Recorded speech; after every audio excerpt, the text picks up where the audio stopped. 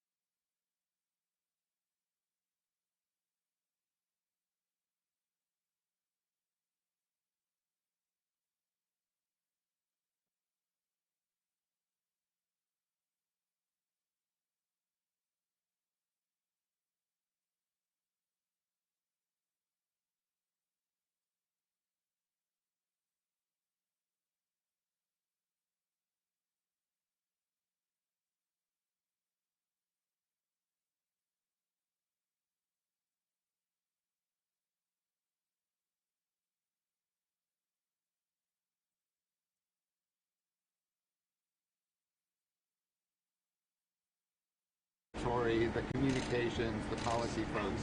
And then once it became clear that it was even more serious, that's when we started to work with our colleagues at FDA to say we need to make this test available to the larger public health laboratory community, and so worked with FDA to Tell them about how have you done with the test. to get what we call emergency use authorization, so that we could distribute the test originally to our public health laboratory counterparts. And now working with the commercial manufacturers, we're in position to scale up that production beyond what we can do with our own facility here, so that there's the capacity to test more and more Americans. And we are, as we work today, to qualify more of those materials to go out. And it's important to note that at no time during this response has CDC ever denied a request that came from a public health official, either state or local, to test a patient. So all the patients who needed to be tested, in the opinion of the public health officials, have been tested. They have plenty of material, is what you said. And yeah, all of our state labs now have the ability to test for this virus. And they have had it. Doctor, do you want to make a little statement? What's your name again, sir? Dr. Steve Monroe. Well, I think first I want to thank you for your decisive leadership in helping us, put public health first. I also want to thank you for coming here today and sort of encouraging and bringing energy to the men and women that you see that work every day to try to keep America safe. So I think that's the most important thing I want to say. Thank you. I appreciate it. And the whole situation is, the testing has been amazing, actually, what they've been able to produce in such a short period of time. You had mentioned 4 million tests before? 4 million. By the end of the week, hopefully. Next week. And the following week will be at What number will it be? Up to 4 million tests available in the United States by the end of next week. We've got commercial labs are getting validated as we speak. By the end of this weekend, we'll, as promised, have enough testing for that CDC has produced for just test 75,000 people's already out, and then enough tests for another 1 million tests to be done. And that's most of that is shipped. The last lots are here being validated by Dr. Monroe's team as we speak. The one thing I would like to add, the purpose of all of this, as Dr. Monroe said, is to have the capacity to detect the unknown. This lab's developed tests for Zika, SARS, MERS, and now this coronavirus. And I think it really is remarkable that the capacity we had here, once we got the sequence, I think this lab team had a functional test in about 7 days that they then worked with the FDA to make sure it was regulated. I think that's really what we do. And they started working when they saw there was a problem in China. That was many weeks ago. So they saw there was something going on in China long before anybody even heard of it. That was actually before it was even in the print. They heard there was a problem in China. That's when they started working on this, and that's pretty incredible. That's why we're in good shape. Is the virus contained in the United States? Yeah, I think at this point, again, and we've said this before, and the Secretary can add, the overall risk to the American public does remain low. And again, I think we owe a lot to the decisive decisions initially to have travel restrictions and a number of areas of screening in airports. And then the most important is to get the public health community to do early case recognition, isolation, and contact tracing, which, again, the fact that we now had a test allowed us to do that a lot more effectively if we didn't have a test. We do have some areas where there's significant community transmission now. Obviously, we've seen that in the Seattle area, and we've seen it in parts of California. We're working hard with the local and state health departments in those groups to continue to try to control this infection in that area. I think as the President said, or maybe the Secretary, we still have only around 200 cases that we've diagnosed in the United States. We're going to see more cases because we're getting more diagnostics out there. But I would say that, again, what I said before, that at the present time, the general risk to the American public remains low. We're going to concentrate and help those communities, though, that are now fighting the battle. Like in the state of Washington, some of you were there, I think, the other day when we were out there. So I have a question for Dr. Monroe, please.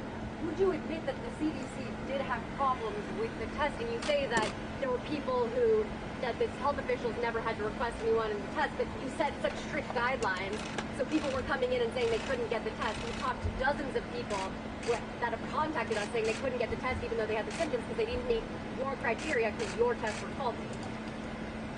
So we did learn shortly after we distributed the first batch of our tests to some of the state health labs that there was an issue with one component of the test.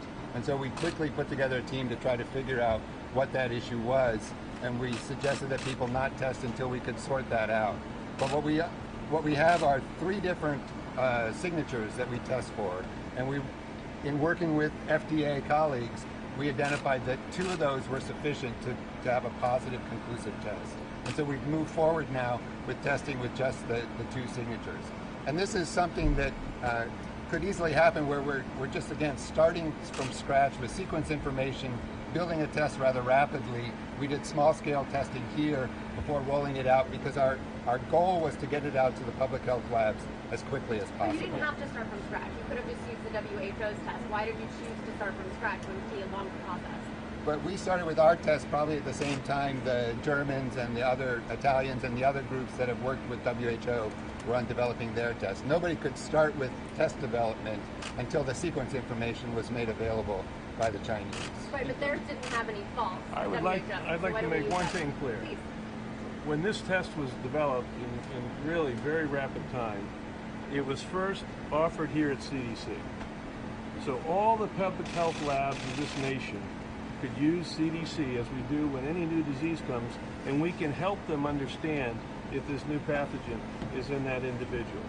That was available as soon as our test was approved by the FDA. Not a faulty test, a very accurate test. But the challenge was you had to send the sample here to CDC. That's the same test we use today. So no state lab never had no access. They always had the ability to send it here. But they had to send it here because there were false reads. No, they had to send it here because that's how we started it. Then we developed the test to expand, and in the manufacturing, there was, then after that we sent it out to the states to see if they could verify that it worked. We found that in some of the states it didn't work. We figured out why. I don't consider that a fault. I consider that doing quality control. I consider that success, making sure this test was going to perform out there with the same proficiency that it performed here. And now it's all performing And perfectly. President Trump, do you have confidence Just so you in the understand, CDC? now it's all performing perfectly. And do you have confidence in the CDC and how it They're rolled out? fantastic people. These are fantastic people. No, it's performing very well, and it has been performing very well. And as you said, you had 2 of the 3 that worked perfectly, and that's all you need is 2 of the 3. In fact, you could have 1 of the 3 and it would work. So he had 2 of the 3, but now it's performing perfectly. Dr. Monroe, could you explain on the testing criteria how that compares? You explained to the president how that compared to China and international standards. Right, so early on, and when we submit our test to the FDA for emergency use authorization, we have to specify what are the conditions under which a person should be tested. And certainly at the beginning, we wanted to be clear that all of the cases at that time were associated with travel to one of the endemic areas or other things like that. And so the criteria in the package insert were strict about who could be tested because we didn't want just a lot of people with compatible symptoms who had no history of exposure to be tested. But as was stated, there was never a time when a public health official contacted CDC to ask for testing, and it was not done, even if they didn't quite meet the strict definition. I understand even China had a geographic travel restriction on who they tested, and they're the epicenter of this. Is that right, Dr. Right, at the Monroe? very beginning, they were only testing people who had direct contact at the seafood market in Wuhan. Is there a chance that the limited testing means that the numbers are low and the public has been misled about how widespread this is?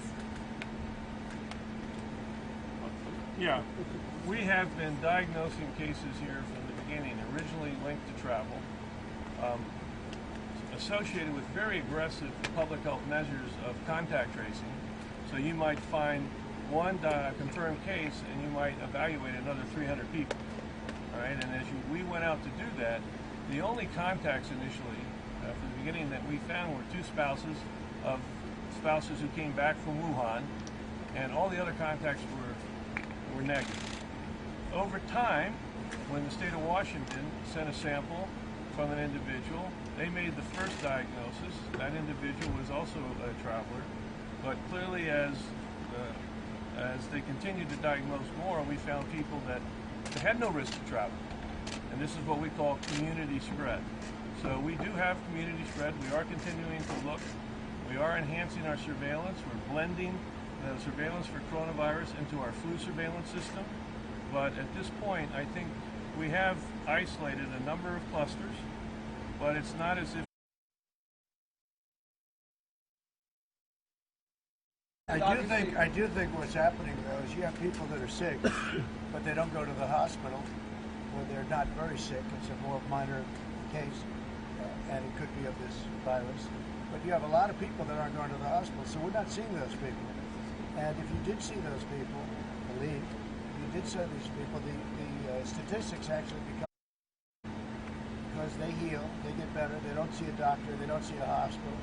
They have a problem, they have the sniffles or a cold or all, some of the symptoms, and over a period of time, short period of time, or even longer period of time, they get better. If you look at that, then all of a sudden you're coming into a much lower category of risk in terms of death type risk. Because I think a lot of people aren't going to doctors, a lot of people aren't going to hospitals, and so you're not seeing those people. And Mr. President, you wouldn't have seen this, but actually today, Dr. Fauci published in the New England Journal of Medicine a revised estimate of fatality counts, very much consistent with what the president was saying, which is the WHO numbers are just a math problem. This many people died, this many were diagnosed. But if you then extrapolate from the number of diagnosed to how many likely cases there are that never came to the doctor or hospital or got tested, Dr. Fauci's paper in the New England Journal says he thinks it's less than 1%, which is, I think, word for word, Mr. President, what you were saying. Can I just ask one question about containment? I mean, you're saying that you have you've seen these clusters, but from last Friday to today, we've gone from something like 57 or 59 cases. In 7 days, we have 200, and we even haven't had the testing to see if there's more than that. So now we're actually getting the testing. I mean, don't you think it's likely there are a lot more people out there who are going to come and actually be sick? I think there's no doubt we're going to see more community cases. And I just want to say, and there's no doubt that the public health system in the United States is enhancing surveillance in a variety of ways to try to really understand, is there any hidden pockets? And that's all in process. But I will say, everyone has been aggressively using the single case they diagnose than to go look at all the contacts to try to begin to understand this. This is how the nursing home is having a lot of infections in Seattle, and tragically, and they're all in our prayers, a number of deaths from that nursing home. So I just want to assure the American public that we are enhancing our surveillance, not just CDC, but the entire public health system in this nation, so that we will have very accurate eyes on where this virus is. Obviously, Mr. President, we've talked a lot about very important, but there are also economic ramifications. Dropped again today. The travel industry, airlines, cruise ships, companies, travel companies have been hit especially hard. Can you give us a sense of what you're considering to help offset this pain? Well, we're considering different things, but we're also considering the fact that last year you had approximately 36,000 deaths due to what's called the flu. And when I first heard this 4, 5, 6 weeks ago, when I was hearing the amount of people that died with the flu, I was shocked to hear it. Anywhere from 27,000 to 70,000 or 77,000. And I guess they said in 1990 that was in particular very bad. It was higher than that. As of the time I left the plane with you, we had 240 cases, and that's at least what was on a very fine network known as Fox News. You love it. But that's what I happened to be watching. And how was the show last night? Did it get good ratings, by the way? I don't know. Oh, really? I heard it broke all ratings records, but maybe that's wrong. That's what they told me. I can't imagine that. But what happened is, if you look at the number, the time we left, it was 240 cases, Peter, and 11 deaths. That's what it has been. Now, you look at throughout the world, I mean, other countries have South Korea, Italy, and in particular China, have many. Now, I also hear the numbers are getting much better in those places, and I've heard the numbers are getting much better in China, but I hear the numbers are getting much better in Italy, et cetera, et cetera. But what I hear, so we have 240 cases, 11 deaths. Everything's too much, and it's true. I don't want 11 deaths. I don't want any deaths, right? But over the last long period of time, when people have the flu, you have an average of 36,000 people dying. I never heard those numbers. I would have been shocked. I would have said, does anybody die from the flu? I didn't know people died from the flu. 36,000 people died. 27,000 to 77,000 that you flu. And again, you had a couple of years where it was over 100,000 people died from the flu. So I start to say, I wonder what's going on here. Now, if you look at the percentage from the flu is under 1%. But this could also be under 1% because many of the people that aren't that sick don't report. So they're not putting those people in there, and you're smiling when I say it. Who are you from, by the way? I'm from CNN. You are, I don't watch CNN. That's why I don't recognize you. Nice to meet you. I really don't. I don't watch it. I don't watch CNN because CNN is fake news. Go ahead. Can you just address the economic piece, though? There's obviously a lot. Of course it's an effect. I mean, it is an effect. Now, you know, if you know anything about me, I like when people happen to stay in the United States and spend their money in the United States, okay? So I think people are staying in the United States more. They're going to spend their money in the United States. So this is ended. It will end. People have to remain calm.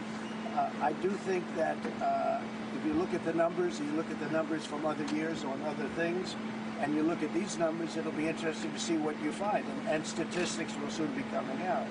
But there was a big statistic today that it's way under 1%. They said 1/10 of 1% in one case, but nobody really knows. We'll be able to find out. The problem is the people that get better, that don't see a doctor, don't go to a hospital, those people get better. If they were in the numbers would look much better in terms of death rate. Are you concerned there'll be some bankruptcies? Oh, I think you'll have other things. The amazing thing, look at the job numbers today. We had a tremendous job number today. We had a number that when you add last month's number, which was a correction of plus 80,000 jobs, wasn't it a 350,000 jobs number today? That was shocking. I was watching a particular network, and they said on the network, but they're pros, they said, wow, these are unbelievable numbers. They were shocked by the numbers. Over 350,000 when you add last month's correction. Peter? All these organizations that are canceling conventions and trips and study abroad programs, all the organizations and businesses that are canceling conventions and meetings and travel and so forth, even within the United States, are they overreacting or are they taking the right precautions?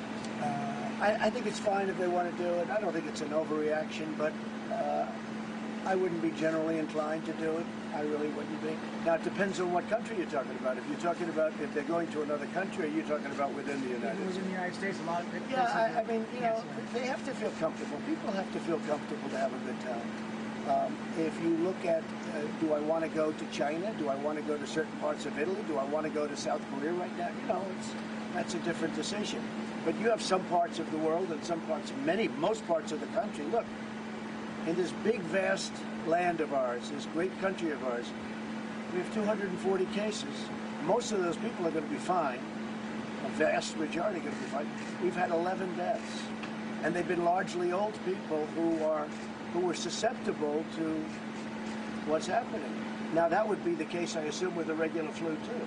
If somebody is old and in a weakened state or ill, they're susceptible to the common flu, too. You know, they were telling me just now that the common flu kills people and old people is sort of a target. And also the very young. And the young. Now, the interesting thing here, it's very interesting, the interesting thing here is that the young seem to be doing unbelievably well, actually better than they do with the flu. Young people, and very young people, are doing very well, which is another thing I guess they're trying to figure out. And Mr. President, you're shaking a lot of hands today, taking a lot of close pictures. Are you protecting yourself at all? Not at all. How are you No, staying not away at all. from germs? Not at all. You know, I'm a person that is never big on the handshaking deal. Throughout my life, they used to criticize me for it or laugh about it or have fun with it. But if you're a politician, like I walk in and the doctors have their hands up, hello, sir, how you? If you don't shake hands, they're not going to like you too much, and I guess that's my business. I never thought I'd be a politician. I guess I'm a politician. But the fact is, I feel very secure. I feel very secure. Could anybody tell us what happened here last night and today that at one point canceled the trip and then put it back on? What happened here? I was told that one person, maybe, that works someplace in the building, at I'm not even sure what level, but that one person may have had the virus. And therefore, they said, sir, because of the fact that one person may have had because it's a big building with a lot of great scientists, frankly, one person had the virus. That turned out to be a negative report. That turned out to be negative. And so they called me, but it was already canceled. But this morning I said, wait a minute, I'm going to Tennessee. We're going down to Florida, have a meeting on Monday, as you know. And so we're going to Florida. I'd love to stop at CDC. That was a big deal with Secret Service, but they're fantastic, and they worked it out. So we stopped. But it was a report, and it was a negative diagnosis. Mr. President, that convention on Monday has been canceled because of coronavirus. We were supposed to speak. No, we had another big deal. There were two of them. And there was a thing that we recommended, because there's a lot of people, and we recommended that if they want, let them cancel that one. But there was another one in a similar area. Have you considered not having campaign rallies? Like, you don't No, I have one haven't. scheduled in Michigan this coming week. Well, I'll tell you what, I haven't had any problem filling them. I mean, we just had one in North Carolina, South Carolina, all over the place, and we have tens of thousands of people standing outside the arena. So Is we it a haven't risk had- if there's that many people close together? It doesn't bother me at all, and it doesn't bother them at all. What should be done about that cruise ship that's docked? Well, that's a big question. So I was just on the phone with Vice President, and they're trying to make a decision. I mean, frankly, if it were up to me, I would be inclined to say, leave everybody on the ship for a period of time, and you use the ship as your base. But a lot of people would rather do it a different way. They'd rather quarantine people in the land. Now, when they do that, our numbers are going to go up. Okay, our numbers are going to go up. The 240 is going to go up. And I assume that perhaps, it's a very big ship with thousands of people on it, including the sailors and the crew. You're talking about a massive number of people. That is a big ship. If it were up to me, I would do it that way. A lot of people think we should do it the other way. They're Americans, or mostly Americans, and we have to take care of Americans. The other way being take them off the ship. Bring them off the ship. That's the... Now, they'll be under quarantine, and they'll be tested very carefully. Everyone is tested very carefully. Somebody said today, in fact, the governor said a story that a friend of yours, Governor Kemp, a friend of yours was saying how tough it is to get into the United States with all of the testing. Maybe you'd like to say. Yeah, so John Zeldin, who's running the general manager of Atlanta International Clarksville Airport, he's on our coronavirus task force here, and he did a great job yesterday in our press conference explaining the procedures that the president and others have put in place to make sure that everybody that's coming from northern Italy and South Korea being screened multiple times before they get on the airplane. I think that just gives people great confidence as they're traveling through all the airports across the country that the people that are coming in have been screened from those problem areas. The customs and border people are checking them as well, having conversations. I think they may have tested one person at the Atlanta airport. They have over 300,000 people go through there a day. That test was negative.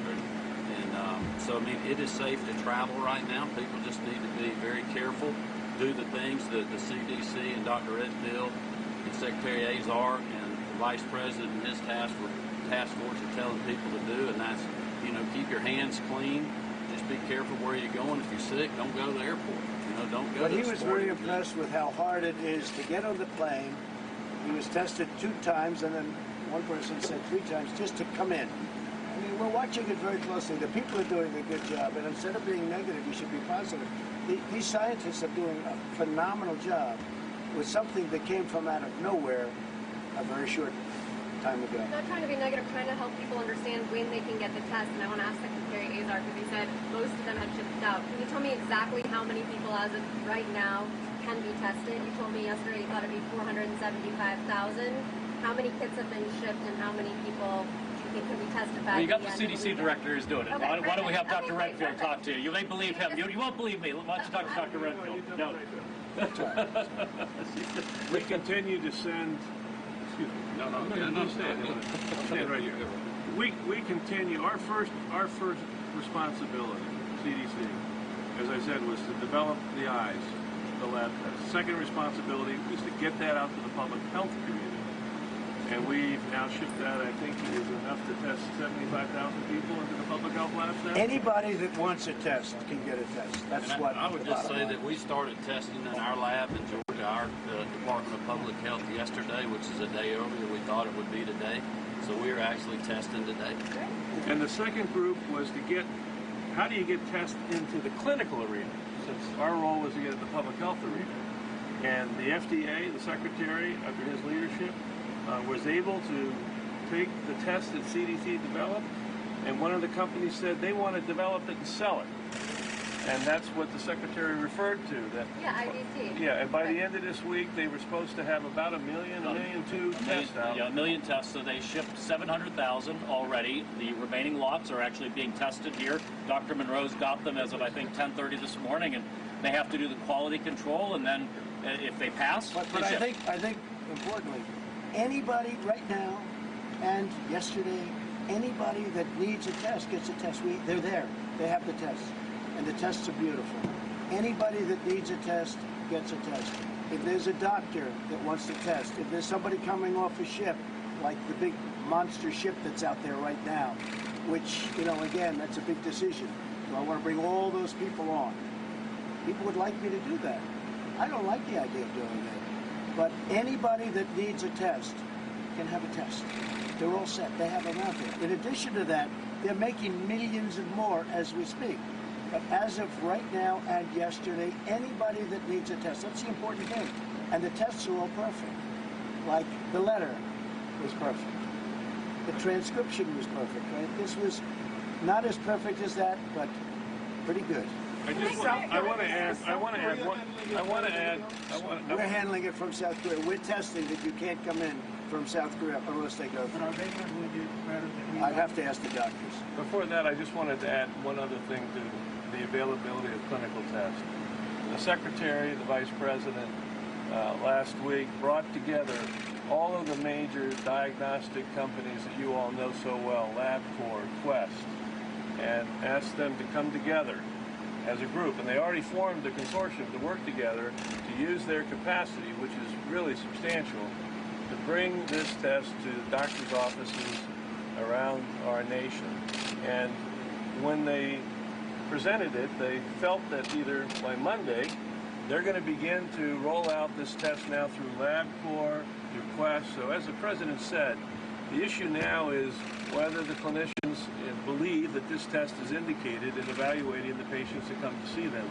It's not going to be about the availability of the test. It's going to be about the clinical judgment of the patient and the doctor or the nurse practitioner to get this test. Can I clarify about the cruise And this is, ship? by the way, the highest level test. Yes. Can I clarify This is something the highest level test anywhere. about the cruise ship? Has a decision been made?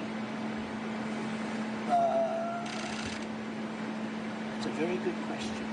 And are you the final From my decider? yes, from my standpoint, I want to rely on people. I have great experts, including our vice president, who's working 24 hours a day on this stuff.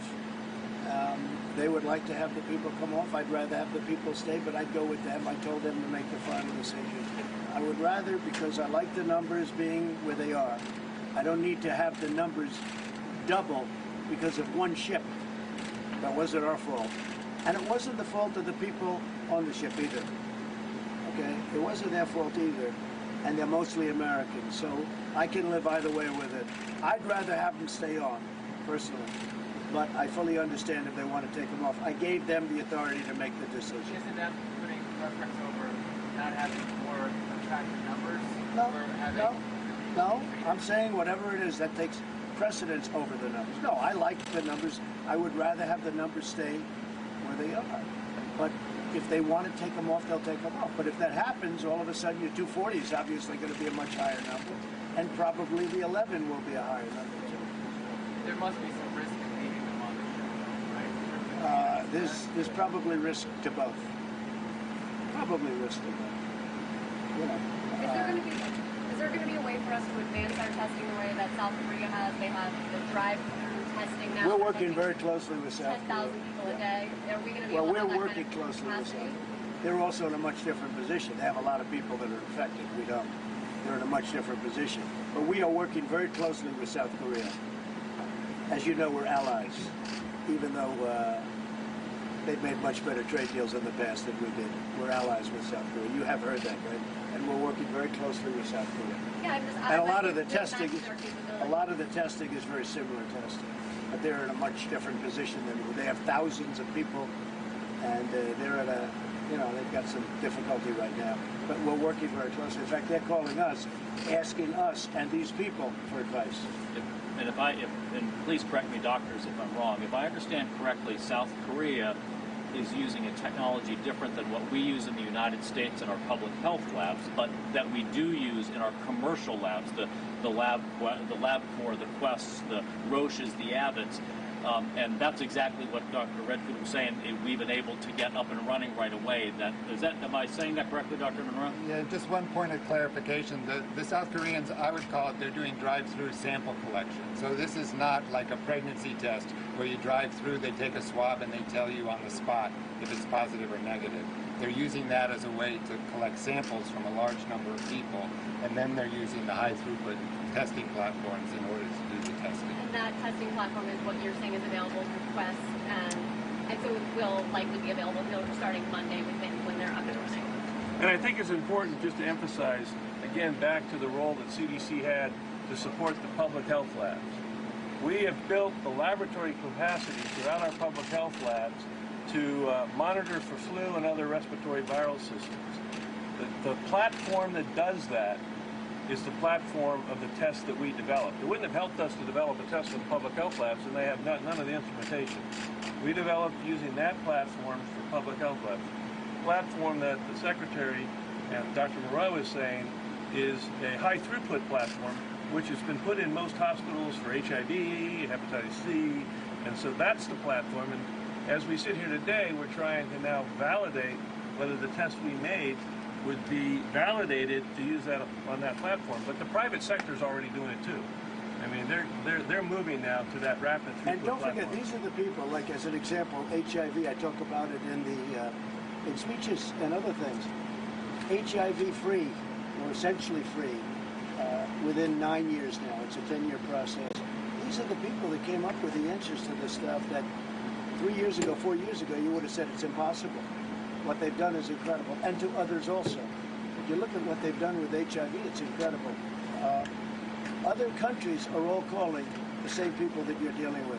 And honestly, what you should be doing is giving them a lot of credit, because this was a very condensed period of time.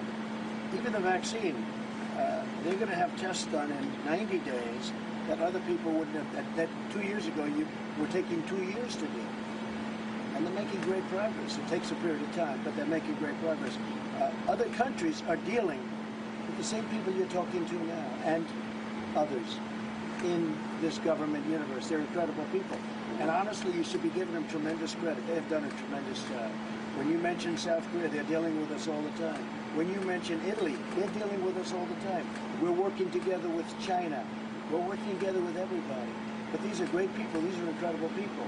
And you shouldn't be knocking them. You should be praising them. They have done an incredible job already. Last night you said you had not anticipated this kind of thing happening. Do you think that having the Office of Pandemic Preparation in the White House, that White House staff is engaged? I just think this is something, Peter, that you can never really think is going to happen. You know, I've heard all about this could be, this could be a big deal from before it happened. Something like this could happen. I think we're doing a really good job in this country at keeping it down. We've really been very vigilant, and we've done a tremendous job at keeping it down. But who would have thought, look, how long ago is it? 6, 7, 8 weeks ago? Who would have thought we'd even be having this subject? We were going to hit 30,000 in the Dow like it was clockwork, right? It was all going, it was right up, and then all of a sudden this came out. All I say is be calm. We have the greatest people in the world. Everyone's relying on us. The world is relying on us. They've done an incredible job in a very condensed period of time. The thing is, you never really know when something like this is going to strike and what it's going to be. This is different than something else. This is a very different thing than something else. So I think they've done a great job. And you know what? If I didn't think they did, I'd tell you. Would there be a value in having an office in the White House that's preparing? Well, I just don't think that somebody is going to, without seeing something like we saw something happening in China. As soon as they saw that happening, they essentially, not from the White House, I mean, you know, we don't need a lab in the White House, but they saw something happening. Found it very interesting. They spotted something going on in China. When you see these labs that I just saw, and I would love to have them see it if it's possible, but they spotted something going on in China. They started working on it immediately, just in case it should come here. And also to help China. I mean, if we could find something that's beneficial, we want to give it to China like they're going to want to give it to us. China's working very closely with us. South Korea, Italy, all of them. They're working very closely. But we're doing, you know, again, 240 and 11. That's where we are right now. Mr. President, on the numbers, where are we now with the flu drugs? What sort of numbers We don't have a forecast because we don't know. We don't know how many people are, you know, have this, aren't going to see a doctor, aren't going to see a hospital. And the higher that number is, the better the number is from the standpoint of death, the death count. They get better without seeing doctors, without seeing hospitals. So nobody's marking it down. And I think the number is very high. I think that number is much higher, but it never gets reported because they're not going to hospitals or doctors. The ones that get reported are people that are really sick enough to go to a hospital or to a doctor. So it makes the numbers look worse. How can hospitals be preparing for that? Well, we're prepared for anything. We're prepared. We are really very highly prepared for anything. And in a short period of time, I mean, what they've done is very incredible. And I've seen what they've done back there. It's really incredible. And just from a health perspective. And by the way, NIH, what they've done, I spent time over there. And I like this stuff. You know, my uncle was a great person. He was at MIT. He taught at MIT for, I think, like a record number of years. He was a great super genius, Dr. John Trump. I like this stuff. I really get it. People are surprised that I understand it. Every one of these doctors said, how do you know so much about this? Maybe I have a natural ability. Maybe I should have done that instead of running for president. But you know what? What they've done is very incredible. I understand that whole world. I love that world. I really do. I love that world. And they should be given tremendous credit. And the whole world is relying on us. You know, you hear about, like you're saying about South Korea. South Korea is very much reliant on the information we're giving them. And they're reliant on the vaccines that we will come up with. Very soon we're going to come up. Now, it takes a period of time to get them tested and then put into the market. It has to be very safe. You can't give a vaccine that's going to be unsafe. It would be a disaster. So that's where we are. And I think these people deserve, all of them, scientists, doctors, I think they deserve tremendous credit. I really do. The Vice President went to the Seattle area yesterday. He did. With Governor Inslee. Yeah. He was very complimentary of Washington's response. The governor was a little less complimentary of your response. So I told Mike not to be complimentary of the governor because that governor is a snake, okay? Inslee. And I said, if you're nice to him, he will take advantage. And I would have said no. Let me just tell you, we have a lot of problems with the governor. And the governor of Washington, that's where you have many of your problems, okay? So Mike may be happy with him, but I'm not, okay? And he would say that naturally.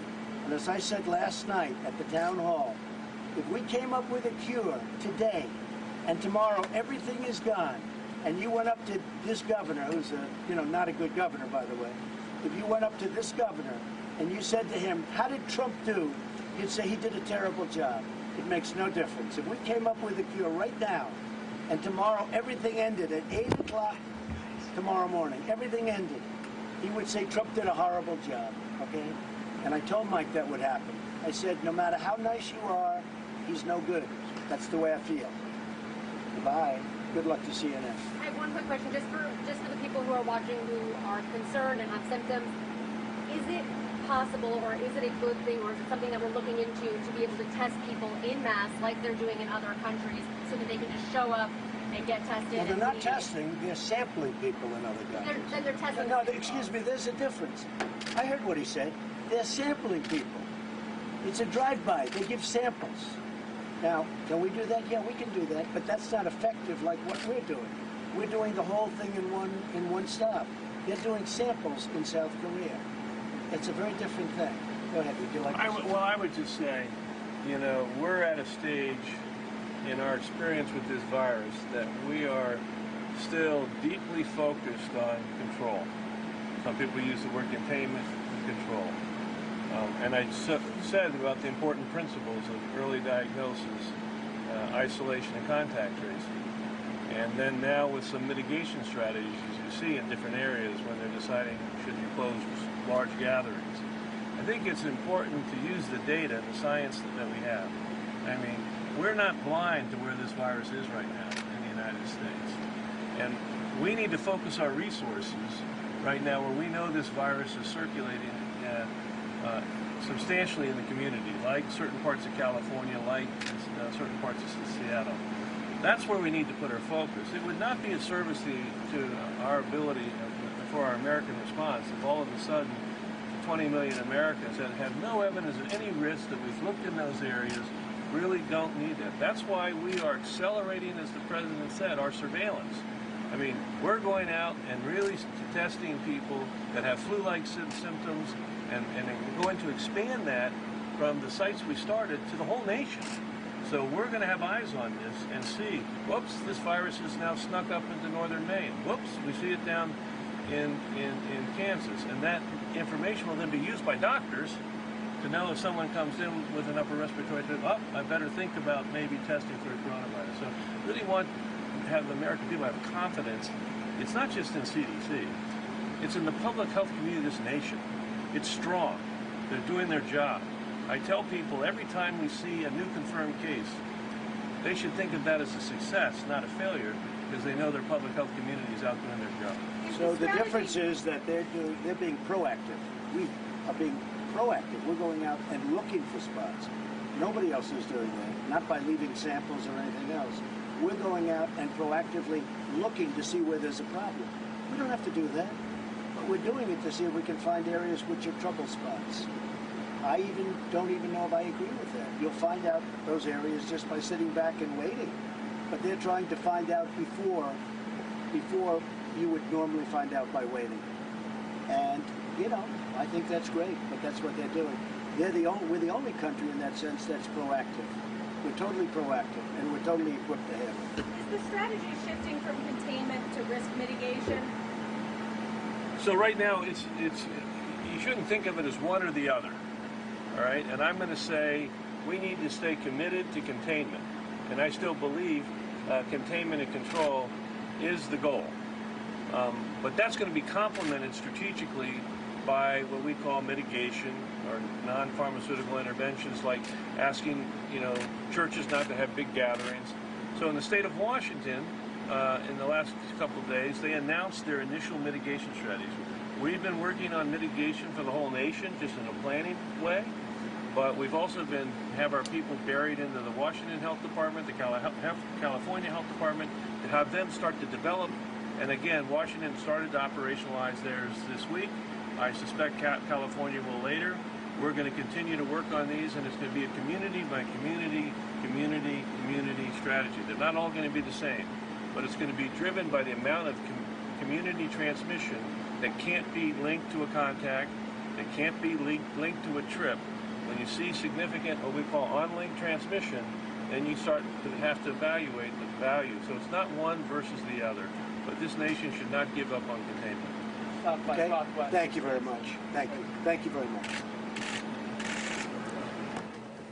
All right, President Trump and others making remarks from the Centers for Disease Control and Prevention here in Atlanta, urging calm, saying that they are positive about the work that's being done. News conference went on about 34 minutes, and it was a discussion of where we stand in the United States as the number of coronavirus symptoms continue to escalate in many portions of the world, and this is the very latest. The president, of course, arriving around 4 o'clock this afternoon. He arrived on Air Force One, and then was joined by Senators Kelly Loeffler and David Perdue.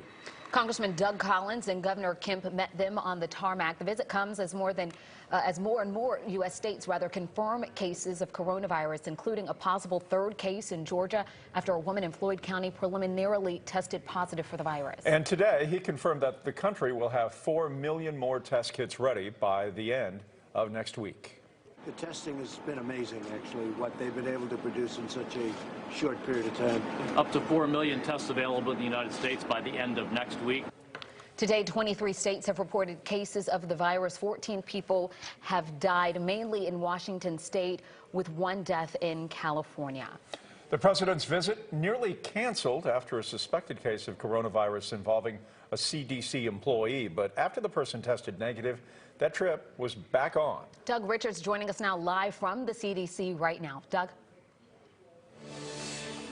Yes, President Trump lingered here at the CDC considerably longer than his schedule indicated that he would, and he got here later than his schedule also indicated he would. But he's been on campus here about an hour. We saw his motorcade blow by here on Clifton Road at about 4:30. When he arrived, President Trump might have noticed some noisy protesters who encamped on Clifton Road outside the Centers for Disease Control. He might have wished he'd seen the Trump 2020 sign outside a fourth-floor apartment at Emery Point.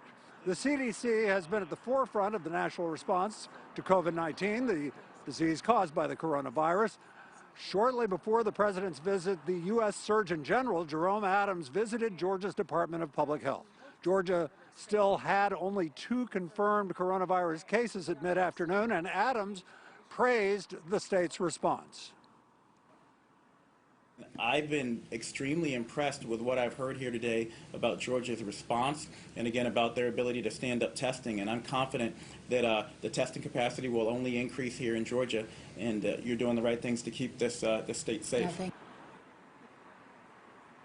State officials said that they tested about 30 people in Georgia yesterday for coronavirus. They also told me that none of those tests have been returned yet. That is to say, the testing takes, not only does the actual testing of the people take some time, but also the lab work takes a period of hours. And so the results of those tests are expected back either later today or tomorrow. And President Trump is still on the CDC site. We expect him to get out of here any minute now. Back to you. All right, Doug, thank you so much. Coming up ahead, many of you asking questions about how metro area schools are preparing for the potential spread of coronavirus. We're sitting down with Superintendent of Atlanta Public Schools, Dr. Maria Karstafen, to speak about the district's plan.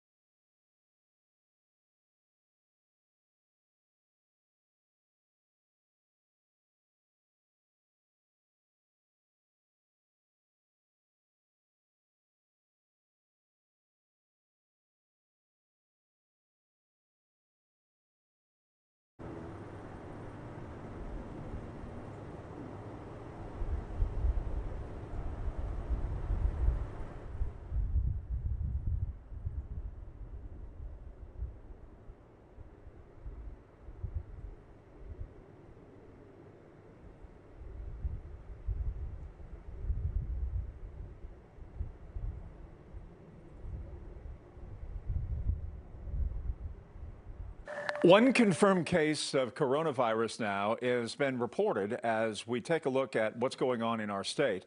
It is a 15-year-old from Fulton County whose father recently returned from Italy and also has the virus. He is homeschooled but attended a study center in Cherokee County with other teenagers.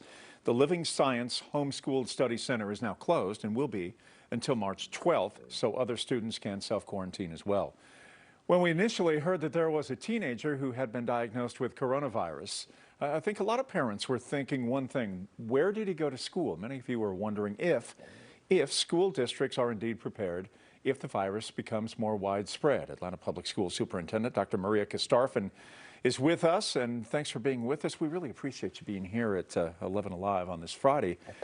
What procedures are in place at this point as you prepare here if a student or a staff member tests positive at APS? Yeah, the first thing to remember is that we're not the medical experts. And so we will be looking to the Department of Health, the CDC, the Georgia Department of Education, and any federal guidance that is expected for us to follow should there be an outbreak in a school or in the district.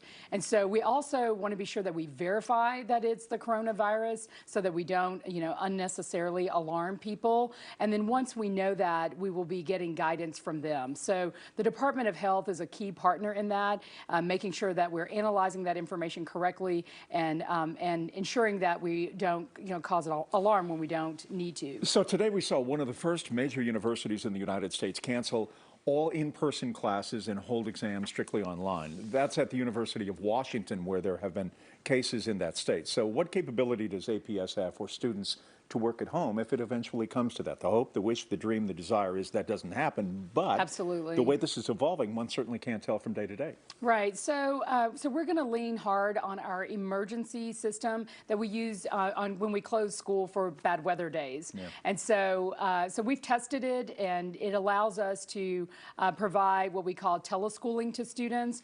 They're able to go in through the internet and Wi-Fi and whatever they may have as devices to see all of their expectations around academics. And before kids leave, especially if we know that it's happening, we'll be able to hand off to them other instructional materials, books and supplies as needed, which so long as it's allowable through the CDC guidance. So we'll be using our long-standing practice of those technological systems in preparation for the potential for the virus to have schools or the district closed. So I think many people might be wondering what happens to those students who rely on school for a meal each day, or those who get free or reduced lunch because they don't have enough to eat. Is there a plan in place for them as well? Yeah, so we serve about 70,000 pounds of food a day. Anywhere from 67,000 kids will end up getting, or 67,000 meals will be served to kids every single day. And that means that we are kind of the food provider for a child and their family. So we're teaming up with an organization called Gooder.